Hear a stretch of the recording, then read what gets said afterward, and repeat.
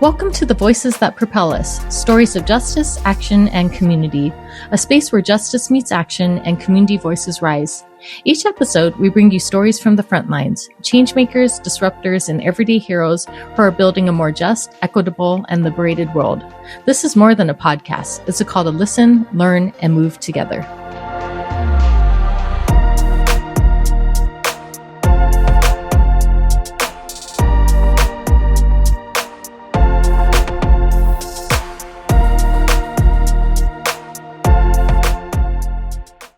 You were just listening to music from the incredibly talented Stephen Kong. You can find him on Spotify and Bandcamp. Today we have with us Jessie Fahay.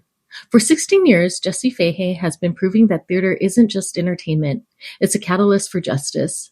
As founder and executive director of Ripple Effect Artists, she has produced dozens of original productions addressing LGBTQ plus rights, racial justice, gender-based violence, and climate action, reaching thousands of audience members and providing free performances to NYC students. Her approach is simple but powerful. Every show ends with a talkback that moves audience from passive viewing to active engagement. Ripple Effect Artists partners with grassroots organizations, donates proceeds to social justice causes, and challenges every audience with one question: what difference can you make? She shared this philosophy in her TEDx talk at NC State University. We Are Missing Out, The Arts Are Our Superpower, where she explored how theater uniquely creates empathy, dialogue, and meaningful action. Her background also blends art and business.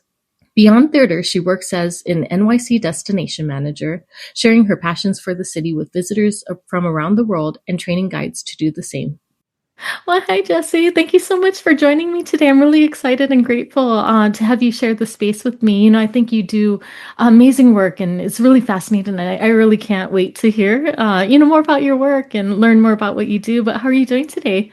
I'm great, and thank you so much for having me on. It's such a joy to be on to have these kinds of conversations, and Yeah. I am great. I spent all day inside on this very frigid January day. Right. Oh no, it's February. Oh my goodness, it's February already. No, But I've but this heard that very there's a lot of frigid. I've heard there's a lot of awful storms in the East Coast, so I hope that you're able to stay Yeah, warm. we had a lot of snow, That's what I've and then heard. we Right. had we've had below freezing temperatures for the last 10 days, so the snow has Okay. not left us. The snow has been here. Oh, wow. It's I not hope going anywhere anytime soon. Oh, no. Uh, so yeah, it's been a really interesting couple of weeks of just doing a lot of the, work planning, scheduling lists, a Yeah. lot of that kind of work. But yeah, Okay. I am Okay, good. cool. No, thank you. And hope you could stay warm. But just to start us off, when did you first realize that theater could be more than entertainment? That this is something that could actually be used as a tool for justice?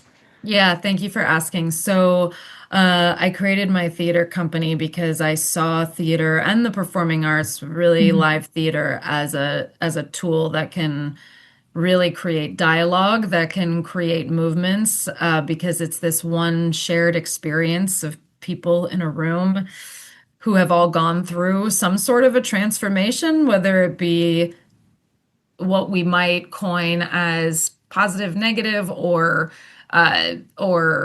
we've gone through some sort of experience all together, and there's this poignant moment right after the curtain comes down that I think is a really special moment. So to answer your question, I think there were a few different instances in my life where I discovered where this could have power. One was, Yeah. as an actor, I went on tour with the show The Diary of Anne Frank. There's a play version of Okay. it. Um, and I played the mom. I played Mrs. Frank, but it was educational theater. So a lot of times children's theater gets put into a category or is kind of seen as, oh, it's just fun, silly stuff for kids. And sometimes it is. Yeah. Sometimes it can, I'm just blown away by some of the insights that students who were in middle school and high school had. So Yeah. we had talkbacks after doing this show with kids Yeah. across the country, with students across the country. And this was in 2007 into 2008. So having very, very honest, raw, and real conversations about the Holocaust, Right. about bigotry, about prejudice, uh, was really, really illuminating. And I could see that these kids absolutely had plenty of resources to learn about these times in history. Yeah. And there's learning about it and experiencing it, which are just an experiential sort of learning, which is just different. And so that was one aspect. And I had also been an actor in New York, and then I had also seen a lot of theater where you can just feel the molecules in the room move. You can feel your own molecules move, and I would leave and I would want to keep talking about it. And I have Yeah. friends, I have some friends who want to keep talking about it after they see a show. Yeah. And then I have some people I go to see theater with, and they'll say, that's great. And then they just want to grab a drink and go home. And I just was like, no, I'm not done. I'm not done Yeah. being in that world. Even if it's a really dark and scary world, I'm not done being in that world. And so, uh, one piece of theater that I saw that moved me beyond words is a play called A Normal Heart, and they made a movie out of it on Showtime as well. Okay. And it is a really, really deep look at the AIDS epidemic in the early 80s. Mhm. And there was this collective of men, of homosexual men who took on, oh, we want to make sure that we have funding and we have care Mhm. because our friends are dying exponentially. Right. And in between every scene, you see names on the wall. It was a beautifully done production. It was on Broadway, and it was just so well executed. And it was actually pretty simple. It was a simple set, but in Okay. between every scene, you saw names, and then you saw the names exponentially multiply after every scene. So you really got the feeling of just the kind of incredible loss that was being felt during that time. Right. And I thought to myself, leaving that theater, I thought, why aren't we having a conversation about this? Because I'm in an emotional state, and so many of us, I mean, everyone's crying watching it, and so many of us are in this emotional state where if anybody were to ask us, hey, Yeah. do you want to give money to this organization, or do you want to support in this way? I mean, I think we all would have been automatic yeses after seeing a show Yeah. that powerful. And it's not to say that the fundraising efforts that the Broadway community does are not extraordinary. They raise a lot of money for Broadway Cares, Equity Fights Mhm. AIDS every season. It's something like hundreds of millions of dollars that they've raised over the years. So they do Yeah. beautiful efforts in that way. I just saw that there could be a possibility of a model where other topics, other than the AIDS epidemic, Yeah. that are near and dear to us, what if we had talk back conversations? What if we challenged audiences after Mhm. seeing shows with, here's actions you can take now that you're moved by this topic? So, Yeah. yeah, so it was a combination of doing it and then also seeing it. I tried it out for the first time in 2011, is when our first show was produced with Ripple Effect artists. And I'll never forget. I mean, it was so late at night, but we had a talk back, and we had a feminist organization come and speak, and it was all around the role of feminism in the workplace and what that looks like. And audience members participated. They wanted to be in the dialogue, and then they wanted to learn more about the organization that we had there. And I just thought, oh, this actually works. Like, this actually, people want this. Yeah. Great. Okay, I'll keep going. And then I kept going. 15 years. Yeah, Wow. 15 years later. Yeah, that's such a beautiful journey. Thank you for sharing that. And I'd love to talk with you more about the actual name. So, Ripple Effects Artist is such a powerful name. What does Ripple Effect mean to you in the context of art and social change? Yeah, thank you for asking. So there are many companies. I'll be very straight and honest about this. There are many companies that have the name Ripple Effect. So we are Oh, not okay. Okay. original in that way. Okay. Like, a lot of companies have the name Ripple Effect. And what's so interesting about that, though, to me, Yeah. is that a lot of them are not arts art related companies. Like Mm. there's a tech company, I think, called Ripple Effect, and there's a That's business interesting. consulting. So the concept of a ripple effect can span all industries. It can and should, in my opinion, span all industries. It really is. I'm taking one action Mm. that sets a series of actions into motion. And for us, that action is we produced a show and we had a conversation. The audience will ripple out. And that looks like Wow. that can look a million different ways. It could mean that somebody talks to somebody about the issue that we addressed. It could mean that somebody gives money. It could mean that somebody volunteers. It could mean that somebody runs for office. Mm-hmm. So I'll quote Hamilton because it's Uh-huh. everybody's, so many people's favorite show. But, when he talks about legacy at the end of the Yeah. show, it's when you plant seeds for trees that you'll never see. So there's, plenty of impacts that maybe we won't see. Most likely we won't, but that's the point. We don't know all the impacts that we'll see. We've tracked a little bit of data. We know that, and I gave a TEDx talk about this, but we know that Okay. 5% of people who have seen our shows have taken immediate action right there in the Wow. Okay. moment. Yeah. And then so, Wow. we've tracked that. We haven't tracked what every single audience member does as soon as Yeah. they leave, and maybe that's something for us. That probably is something for us to implement. But Yeah. but if we know that 5%, which doesn't seem very high, but Hmm. if you put it all in Yeah. context, the amount of people who see shows on Broadway is over 2 million Mm. every year. So Right. imagine 5% of 2 million, and then they take an action right there, Yeah. whatever that action could be, can be pretty extraordinary. So Yeah. yeah. No, that's so beautiful. Thank you for sharing that, and congratulations with that. I think that's a really, amazing feat that you had. And so Thank your you. work spans LGBTQ plus rights, racial Mhm. justice, gender-based violence, and climate action. So Mhm. what draws you to telling stories at the intersection of these movements? I think it's really amazing. Thank you. I appreciate that. Mm. I think we live in a world where there's no loss of topics. Mhm. I'm trying to train myself to not use the word issue so often Okay. because sometimes, I made the mistake of saying the LGBTQ trans issue, and it's not an issue because Okay. someone being trans or gay is not an issue. The issue is that people have issues with it. Right, right. Right. So, Yeah. but really more all of these Mhm. conversations over which there is heated debate Mhm. and conflict and struggles and division.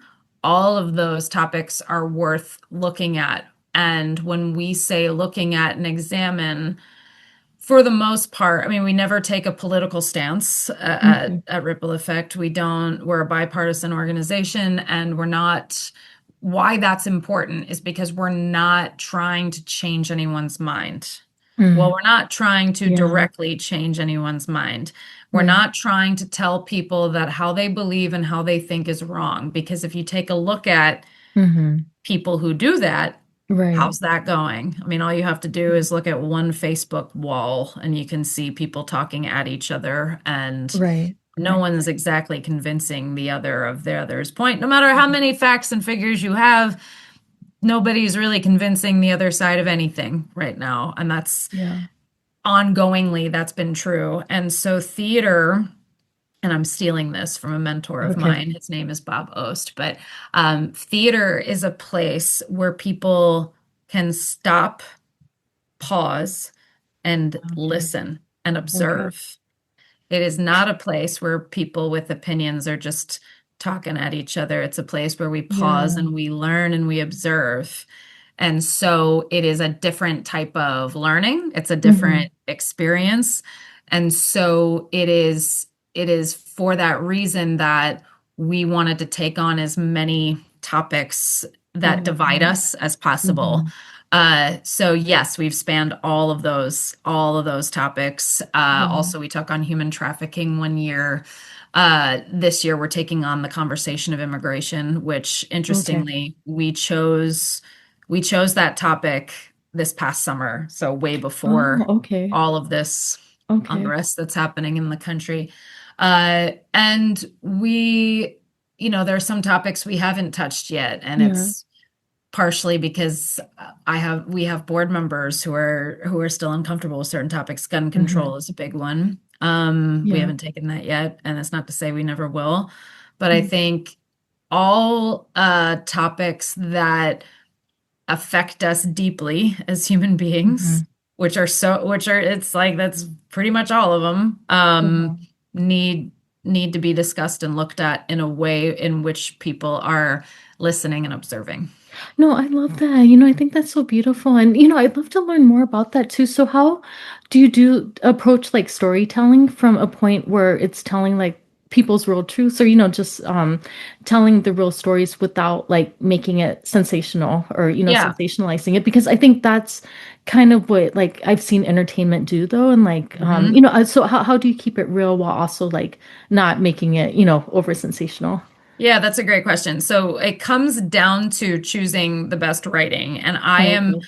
I am unapologetically a writing snob. I was a Okay. writing major. I was a playwriting major in college. I've written a published play. Mm, So I see a lot of plays. I've met a lot of playwrights. So I am as the artistic director and founder of this company and the yeah. many hats I wear, I am unapologetically very particular about the Okay. writing that we choose because of the very reason that you just brought Right. up. I think that's a very, very excellent point that you just brought up is that we have to choose material writing wise Mm-hmm. that not only doesn't over sensationalize, as you said, and Mm-hmm. then also doesn't try to push a point of view on an Right. audience member, but Yeah. instead really asks an inquiry and asks a question and just takes us into a day in the life of that particular issue or topic. Yeah.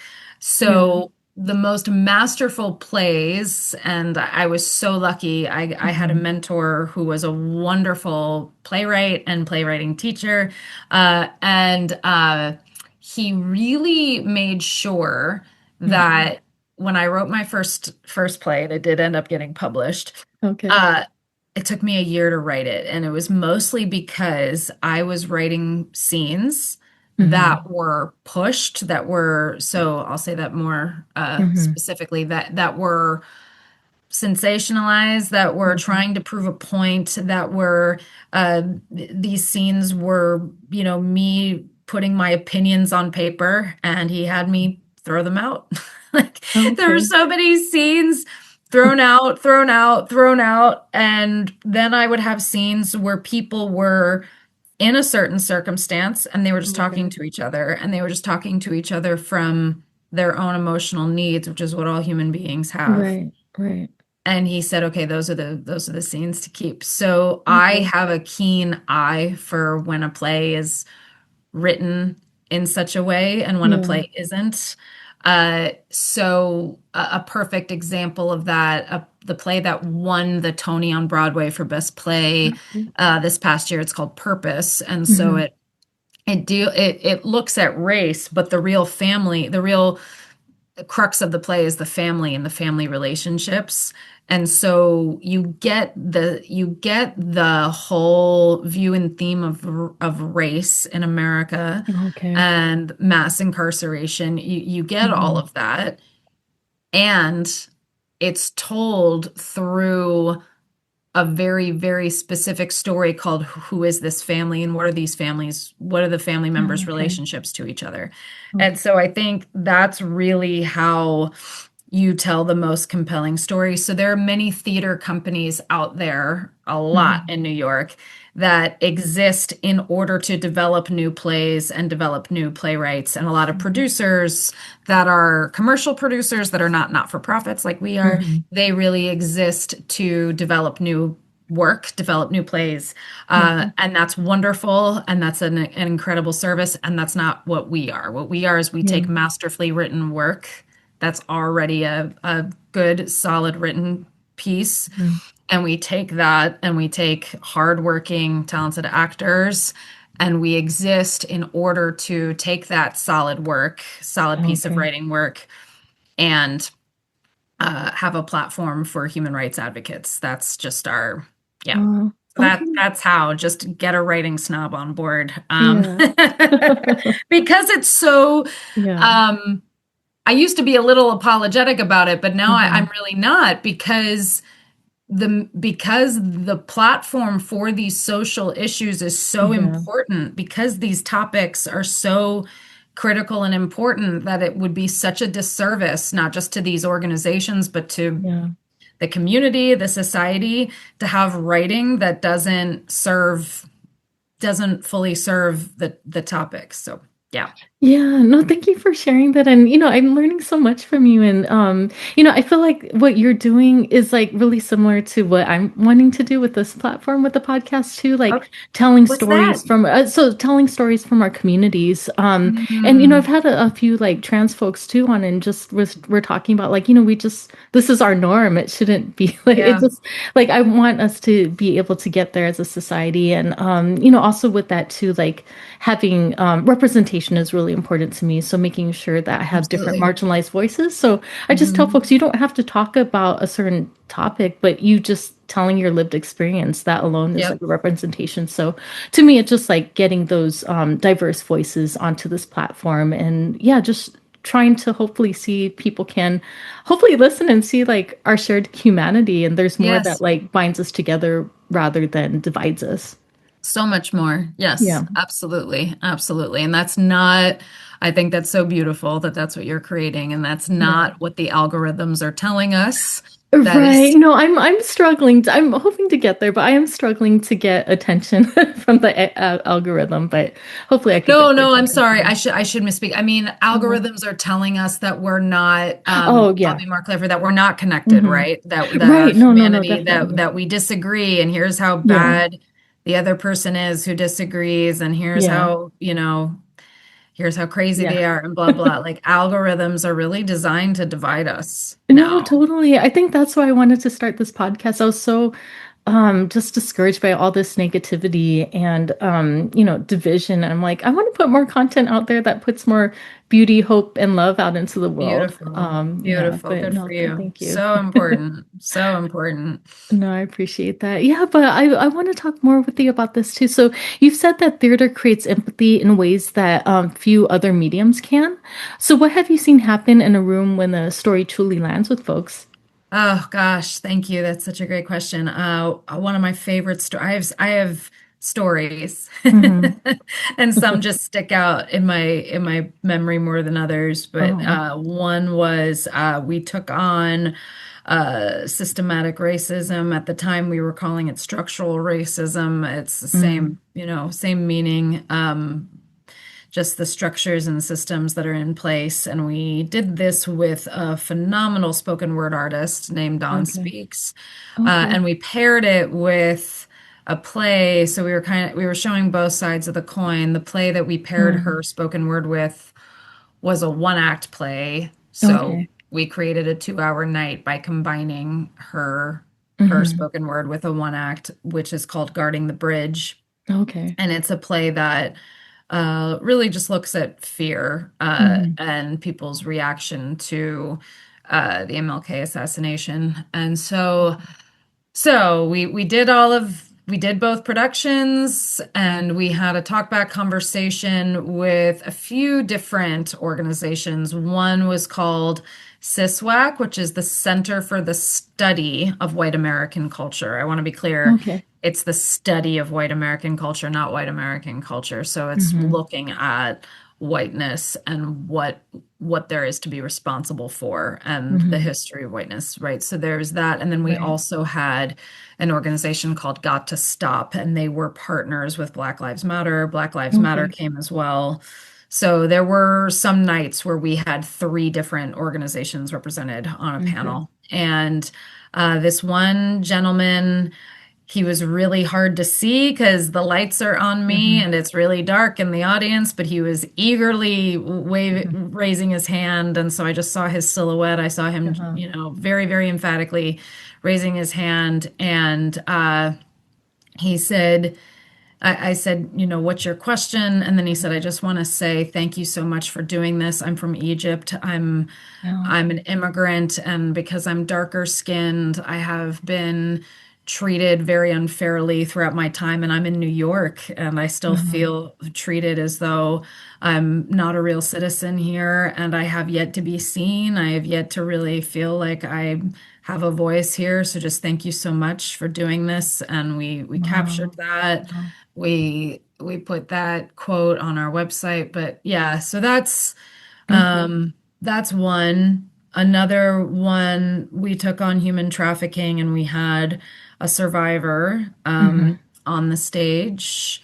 And Okay. she had also started an organization addressing human trafficking. And Mm. so another woman raised her hand and she said, I don't really talk about this, but I'm a survivor as well. And Okay. here's my experience. So thank you for sharing this. And thank you. In a way, it just has people feel seen. Uh-huh. And while I would never ask people, of course, to share their stories and their experiences that were traumatic if that they're not Yeah. comfortable doing that. They often volunteer doing that Okay. because of this theatrical Mhm. experience that they've just witnessed. And then sort of on a more, you know, I guess you could say smaller scale or sort of a simpler scale, Okay. people will leave and say, "Oh, I want to learn more about that organization," or "I want to," Mm. not necessarily our organization. Sometimes they want that too, because we want Yeah. people to keep coming back and keep seeing our shows, of course. Mhm. But they want to learn about the organizations who we represent, and they want to learn about the work that they do, or they want to volunteer. We addressed homelessness a few years ago, and we had an Okay. organization called the Bowery Mission come and speak. Okay. And they're the oldest organization in New York City to address those who are unhoused. They've been in Uh-huh. existence for 140 years, going back to the 1800s. People in the audience just automatically wanted to volunteer. I Mhm. think there's something like 80% volunteers, that organization. I could be wrong, but all of their meal services Okay. are run by volunteers, and they offer 3 meals a day to New Mhm. Yorkers. So Yeah. yeah, so those are just some people left ready to volunteer. Oh, that's So beautiful. yeah. No, I love how you're inspiring folks. So, I want to talk more with you about the talkbacks as well. So, every production ends with a talkback. Why was it important to you to move audiences from passive watching to active engagement? Yeah, so to say it very bluntly, actually, I'll quote a movie that's one of my favorite movies, Hmm. Birdman, and I'll quote Okay. Emily, sorry, Emma Stone. Her name Uh-huh. used to be Emily, but Emma Stone has a great quote in there. She plays the daughter of Hmm. Michael Keaton's character, and they're having an argument, and Hmm. she says something like, "Dad, no one cares about this show you're doing. Why do you Yeah. care so much? Everyone just they care more about the coffee and cake that they eat afterward." She says something like that. And Mhm. at the risk of sounding a little bit on the dark side and a little pessimistic, it's Uh-huh. kind of true. Like, people Mm. will love to go to the theater, love to see the theater and enjoy the theater. And then they Yeah. care more about the coffee and cake that they're having afterwards. And they'll say they had a great time at the theater, and that's Yeah. just kind of it. And I know from being somebody who worked in theater both and still do as an actor and a producer. I mean, Hmm. producing theater is just an all day, it's an all day, all night ordeal, answering Hmm. emails at 3 in the morning. It is an Hmm. all encompassing Right. job.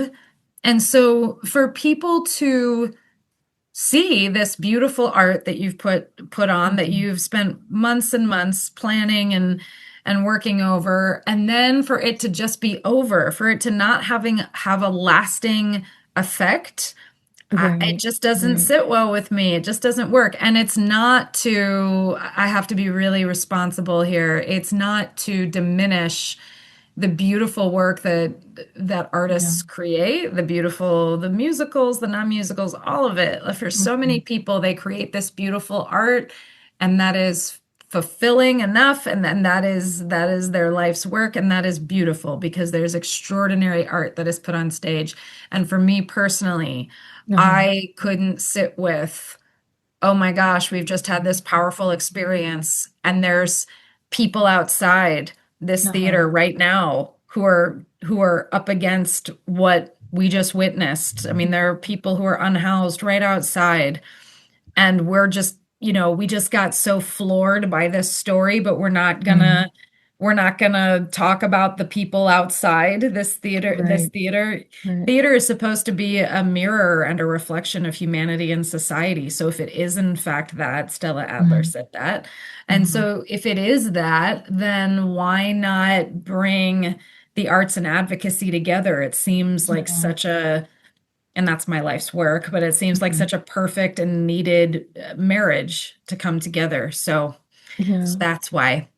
Yeah. No, thank you for sharing. I really love that. And so you hold both the MFA and an MBA, a combination that we often don't see. How has that dual background shaped the way that you build and sustain ripple effects artist?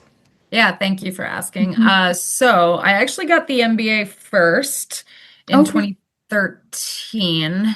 Hmm. So what so many companies, arts companies don't have Okay. is someone with a business background. So I wanted this to not just be an idea, but I wanted Hmm. this to really have lasting and staying power. So I am Okay. somebody who will love to look at business plans, business strategy, marketing strategy, Okay. budgets, sales. I had a long amount of years in sales. Hmm.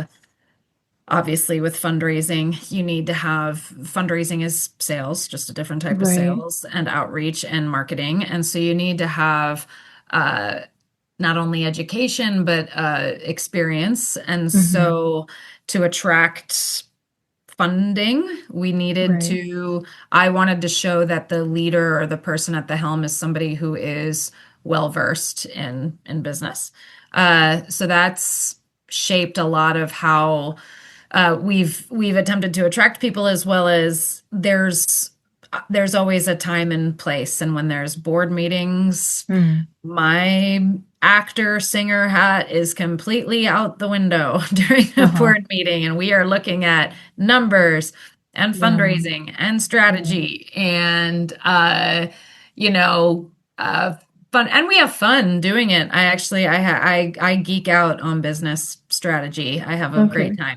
time. So so that's that side of it. And then later in life, I got the artistic bug, and I just really was aching to study and get an MFA in acting in the UK. So I went and did Okay. that Okay. in 2018 into 2019, and my board was wonderfully understanding at that time. And we That's still had a wonderful. season of theater back here, and I just did everything from England. I just, did a lot of the organization and fundraising virtually from England, Yeah. and just had other people managing what there was to manage on site at the theater. Mhm. And yeah, so I am an actor singer too, and it's something Okay. that's always in me. And then also, it's really important because I hire directors. I'm not a director of plays, but I hire them.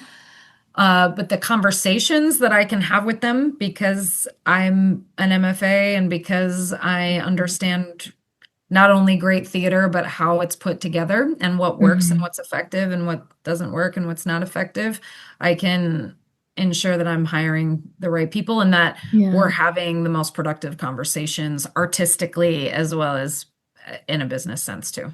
Yeah, no, thank you for sharing. That's so wonderful. And so next I want to ask you, so you provide free performances in NYC to NYC students, which I think is really wonderful. And why was youth access such an important part of your mission? Yeah, college students and high school students, but definitely college Okay. students, Mm-hmm. they are, and we see it now. they are ripe for taking action. So they're Mm, limited with funds. We know that from being in college, but also they are ripe for taking action. They are, they're the first ones usually out there okay. protesting. They're the ones who Mm, are galvanizing and organizing. They're the ones during Vietnam, they were the ones who are out there. So they are right. of this really ripe age. I was here during Occupy Wall Street. It was mostly young Mm-hmm. college students. Uh, so, so yeah, so it's a two-tiered answer. It's because we Okay. want to create that for the community, and we also know they're the ones that are going to leave I and love that. talk emphatically with their Mm-hmm. friends. They haven't, there's a jadedness that for the most part hasn't hit them yet. I Yeah. think it's a very special age. Yeah. No, thank you for sharing that. And so you're hosting a Valentine's Gala. What inspired you to frame this event around love? Oh, I love that. Yeah, thank you. It's a great Okay. question. Uh-huh. Well, love can mean so many things. Yeah, I love that. Love can mean, love can Uh-huh. mean loving our community, loving our neighbors, loving people who do advocacy work, loving theater, and then yeah, you can love Uh-huh. your romantic partner or partners. I know that's, people Yeah. are doing that too. Great. Um, all of the above, all about love. So really we have to have an annual gala Okay. and or I mean really to sort of have some validity in New York. I don't know what the landscape is if it's as much like this in California, but Uh-huh. here if you run a theater, if you have a theater company, you need to have a or any sort of charity, you Okay. need to have a gala. It's just sort of to have Okay. your profile out Right. there. Right. And then we thought about what would be, the best time of year. Some people do spring Hmm. galas, but we're always in prep for our show. The Okay. holidays is just the holidays during like Christmas time here, or like the holidays are just filled with Yeah. holiday stuff. Like to try to have a gala during the holidays is just Uh-huh. tough because there's a million things happening during the holidays. And so we thought, well, what's a holiday? It just works so well. It's a holiday that people take seriously, but not super seriously. Okay. No, I So it get just that. kind of works Uh-huh. for a gala where, everyone is looking for something to do, Yeah. but they don't have, for the most part, they don't have like really ironclad plans. So Okay. when you tell them, "Hey, we have a gala at this time," it just really works. Um, Yeah. and it's fun, so we can make it, and we have made it theatrical Uh-huh. without it having any sort of religious affiliation. Because the thing with the Okay. holidays is there are still religious affiliations on all of Hmm. it. Hmm. Um, there isn't that with Valentine's Day. It's just Yeah. fun. It's just fun. It's just a lot of fun. So we do a Valentine's, music theme, and we have raffle prizes, and we will have a performance every year. Okay. And sometimes we've had our actors break out and do like Shakespeare Hmm. sonnets in the middle of the, so it's where we just get to, February is this very, very cold and dark time in New York, but it's Yeah. it's our sort of like it's sort of the middle of the year for us also. Okay. So it's our fiscal year is from September to August. So it's sort Okay. of right smack dab in the middle. So it's our Yeah. time where we get to celebrate our past seasons and then talk about our upcoming shows. Yeah, I So really love that. I'll get back to the gala in just a little bit too, but I sure. was wondering though, like, have you noticed that your work's been affected by all these cuts that we've been seeing to like the arts and everything? That's a really good Okay. question. Okay. So yes and no in a sort Okay. of indirect way. Hmm. My heart really breaks for Yeah. really large theater companies and arts Right. companies. So these are companies that have established locations, which we Okay. do not. So we rent locations around Uh-huh. the city. Uh, However, there are regional theater companies, and when I say regional, I don't just mean they're in a region. It's a Mm. certain contract. They Okay. are in a region, but there's a certain contract that they use with Actors Equity, which is the Mm-hmm. union that oversees all off-Broadway shows and most out-of-town regional contracts and Broadway Okay. shows. And so they are not for profits as well, Okay. and they would have funding that they depended on Okay. from various arts foundations. Yeah. And so what breaks my heart about those companies is because they were just, not that it's guaranteed, but it's sort Mm-hmm. of understood that if they as a company for the last 10 to 20 years got a certain grant of $20,000 every 2 years, Okay. they just kind of, you get into a mode where you would just expect that money every two Okay. years. There would be no Mm-hmm. reason to not have it as long as you're Okay. maintaining your programming. And Mm-hmm. so for them to all of a sudden not have this funding, Uh-huh. it means that they don't get to, I mean, every company is reacting differently, Okay. but some of them might have to do way less shows. Some of them might have to do shows with way tighter budgets. Some Okay. of them might not do many shows at all. And Mm-hmm. it's been interesting to see because these budget cuts came to companies that have a DEI policy. Oh, okay. We Yeah. have a DEI policy and we're not getting Mm-hmm. rid of it. Right. And I will acknowledge, and I'm pretty certain we would never get rid of it. And Yeah. I would also acknowledge, though, that it's a little bit easier for us to hold on to that DEI policy because Okay. we were not threatened with losing funding as a result. Right. Although I still think we'd hold on to it. But Yeah. I because we're like an we're an up we're an upper end grassroots company. We are still grassroots, but we're sort of on the upper end of grassroots now, being at Okay. what we're doing for 15 years.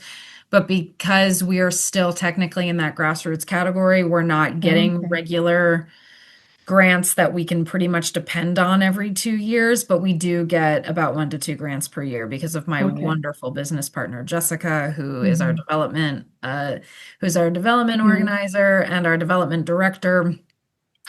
So we don't have this ironclad dependency on it, Uh-huh. which is why this isn't impacting us too badly. Mm-hmm. But overall in the arts, yes, arts organizations are feeling a Okay. massive, massive, massive Wow. impact as a result. And also, 2 years ago, Mm-hmm. when we did our show addressing homelessness, Mm-hmm.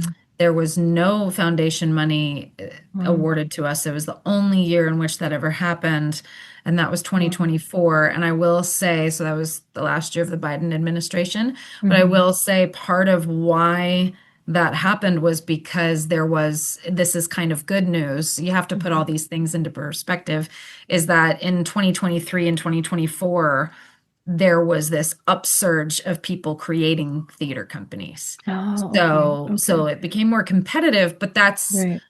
I think that's a good thing because out of the pandemic, all of a sudden Yeah. all these new people Mm-hmm. started to create organizations. So we want that. Right. Uh, so yeah, it's it's a topsy-turvy kind of Yeah. situation. What I'm seeing on Broadway, Mm-hmm. and I love this, and not everybody does love this, but I do, Wow. is very, very simple sets, small casts, which is sad. That means that Okay. less actors are getting work. Right. Um, One of the most popular Broadway musicals right now is Two Strangers Carrying a Cake Across Manhattan. That's a two-person musical. It's two people, and it's great. Wow. It's Okay. excellent. Uh, and if you can see how, and I know from being a producer that that's a budget thing. I mean, I just know Yeah. that.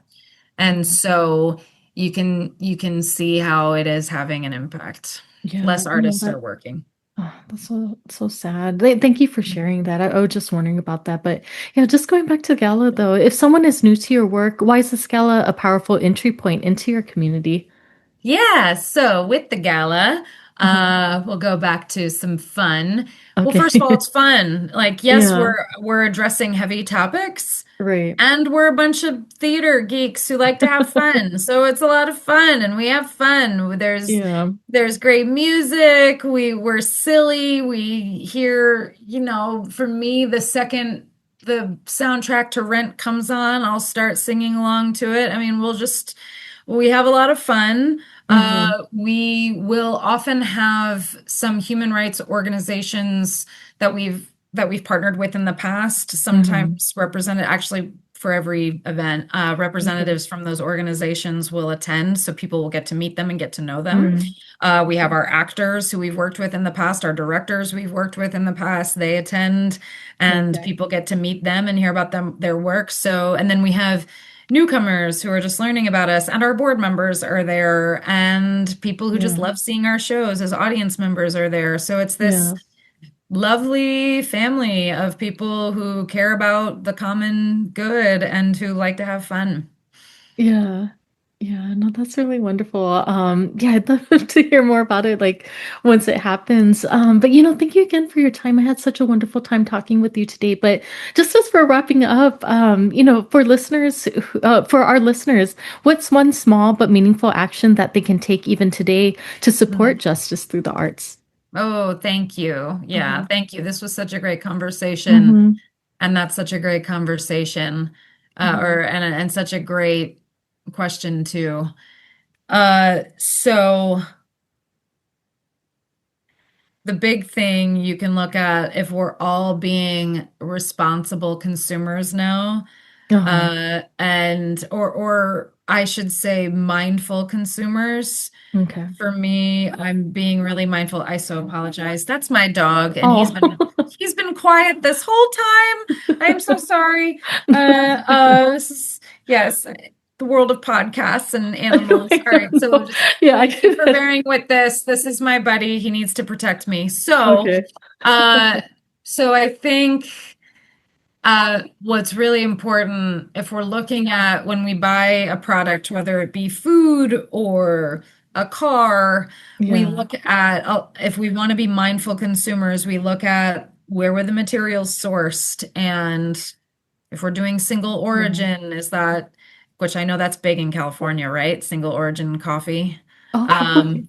From what I've seen, we Uh-huh. have we have some of it in New York, but I know that's big in I think that's pretty big in California. But look at the arts companies that are doing something in Mm. the way of advocacy, and it doesn't necessarily mean that they're fundraising, but it could mean that they are addressing various topics through their art. And I don't just mean theater. Theater is my absolute love. Yeah. Uh, I've grown a recent love for visual art. I love museums. So if there's a painting or a series of visual art pieces that move you, think about, okay, I'm moved by this.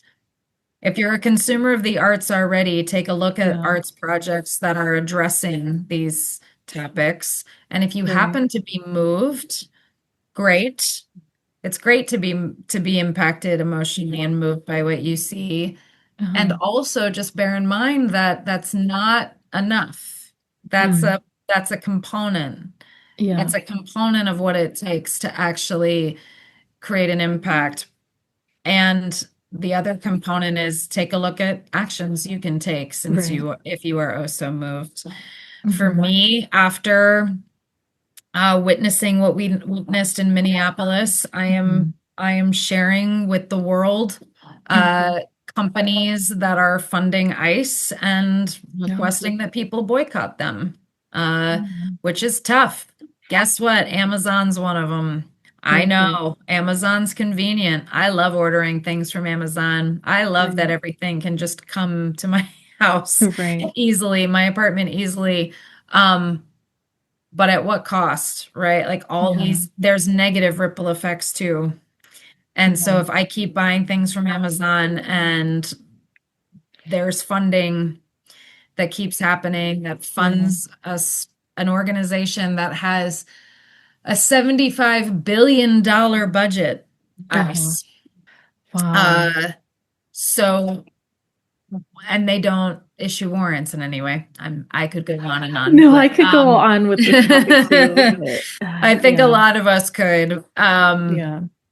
What I've also seen, though, just to offer some hope, is that we've seen just the best. We've seen the worst and the best of humanity over the last couple weeks. Right. And so we've just seen this beautiful coming together of community in one of the coldest cities in our country, and they are Yeah. out and about, Yeah. and they're just extraordinary, that community in Minneapolis. So I Yeah. want to end with that. So yeah, just take a look at what you're consuming, with which, you could say you could do with anything, but definitely with the arts. Yeah. No, no, thank you again. Again, I had, such a wonderful time talking. I feel like this was such a beautiful conversation. You're doing really amazing work. But just lastly, how can people find you if they'd like to connect with you?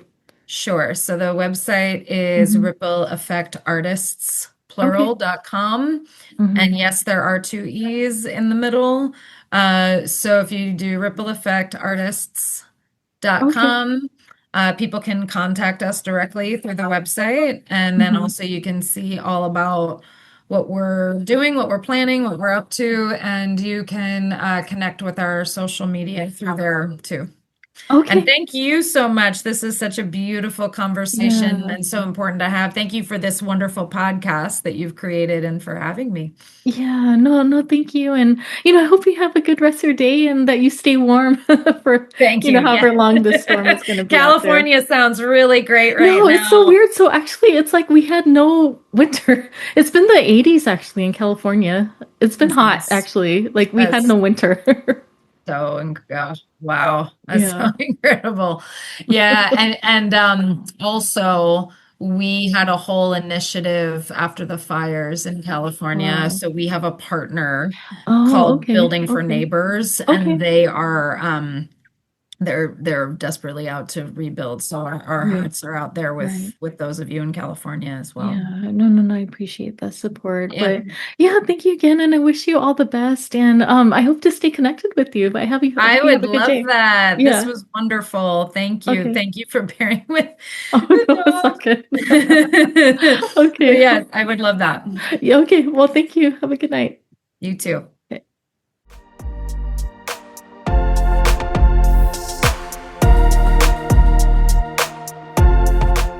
Thank you for being here and tuning in to Voices That Propel Us, stories of justice, action, and community. Your presence in this movement matters. If today's conversation moved you, share it, talk about it, and keep the work going. Together, we're not just imagining change, we're making it. Until next time, stay bold, stay grounded, and stay in the fight.